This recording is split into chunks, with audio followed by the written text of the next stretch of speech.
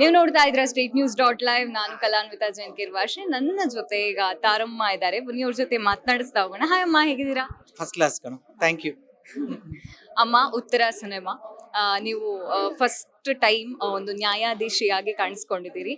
ಹೇಗಿತ್ತು ಆ ಅನುಭವ ಅಂತ? ತುಂಬಾ ಹೆಮ್ಮೆಯಾದ ಪಾತ್ರ. ಯಾಕಂದ್ರೆ ನ್ಯಾಯಾಧೀಶರು ಅಂತಂದ್ರೆ ಎಷ್ಟೊಂದು ಜನ ಅನ್ಯಾಯಕ್ಕೆ ಒಳಗಾದವರು, ಎಷ್ಟೊಂದು ಜನ ಕಷ್ಟಪಟ್ಟವರು, ಎಷ್ಟೊಂದು ಜನ ನ್ಯಾಯಕ್ಕೆ ಹುಡ್ಕೊಂಡು ಬಂದವರಿಗೆ ನ್ಯಾಯ ಕೊಡಬೇಕಾದ ಒಂದು ದೊಡ್ಡ ಪಾತ್ರ ಮಾಡಬೇಕಾದ್ರೆ ಬಹಳ ಜವಾಬ್ದಾರಿಯಿಂದ, ಬಹಳ ಸಂತೋಷದಿಂದ, ಬಹಳ ಖುಷಿಯಿಂದ, ಬಹಳ ಭಯದಿಂದಾನೇ ಮಾಡಿದ್ದೀನಿ. ಉತ್ತರ ಸಿನಿಮಾ ಏನ್ ಹೇಳಿಕ್ ಹೊರಟಿದೆ ಜನರಿಗೆ ಅಂತ? ಅದನ್ನ ನಾನು ನೋಡ್ಬೇಕು ಸಿನಿಮಾ. ನನ್ನ ಪಾತ್ರ, ನನ್ನ ಡೈಲಾಗ್ ಮಾತ್ರ ಗೊತ್ತು.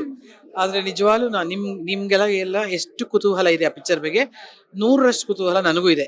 ಯಾಕಂದ್ರೆ ಇಟ್ಸ್ ವೆರಿ ಬೋಲ್ಡ್ ಸಬ್ಜೆಕ್ಟ್. ಅದನ್ನ ಹೆಂಗ್ ಡೀಲ್ ಮಾಡಿದ್ದಾರೆ, ಹೆಂಗ್ ತೆರೆ ಮೇಲೆ ತಂದಿದ್ದಾರೆ ಅನ್ನೋದು ನೋಡ್ಬೇಕು ಅಂತ ಆಸೆ ಇದೆ. ದಿನೇಶ್ ಬಾಬು ಸರ್ ಅವ್ರ ಜೊತೆಗಿನ ನಂಟು ತುಂಬಾ ಹಲವಾರು ವರ್ಷಗಳಿಂದ ಇದೆ. ಈ ಸಿನಿಮಾದಲ್ಲಿ ಮತ್ತೆ ಒಟ್ಟಾಗಿದ್ರೆ ಅವ್ರ ನಂಟಿನ ಬಗ್ಗೆ ಹೇಳೋದು? ದಿನೇಶ್ ಬಾಬು ಸರ್ ನಿಜವಾಗ್ಲೂ ಒಂದು ಪ್ರತಿಭಾವಂತ ನಿರ್ದೇಶಕರು.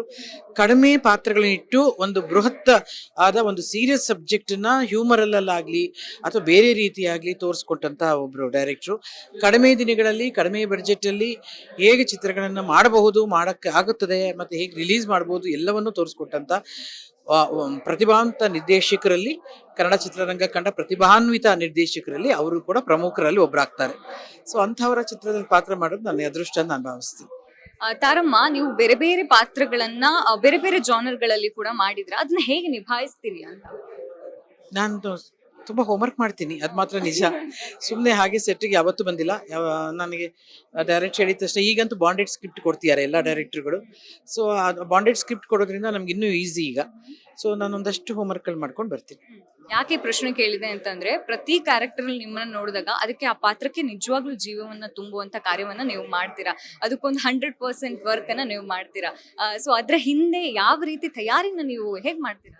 Thank you so much for your concern ಮತ್ತು ಅಫೆಕ್ಷನ್ ಮತ್ತು ನಂಬಿಕೆ.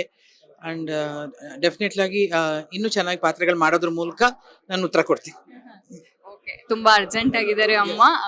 ಓಕೆ ಅಮ್ಮ, ಥ್ಯಾಂಕ್ ಯು. ಸಾಕಷ್ಟು ಮಾತನಾಡೋದಿತ್ತು ತಾರಮ್ಮ ಅವ್ರ ಜೊತೆ, ಬಟ್ ಸಮಯದ ಅಭಾವದಿಂದಾಗಿ ಅವರು ಈ ಕಾರ್ಯಕ್ರಮವನ್ನು ತೆರಳಬೇಕಾಗುತ್ತೆ.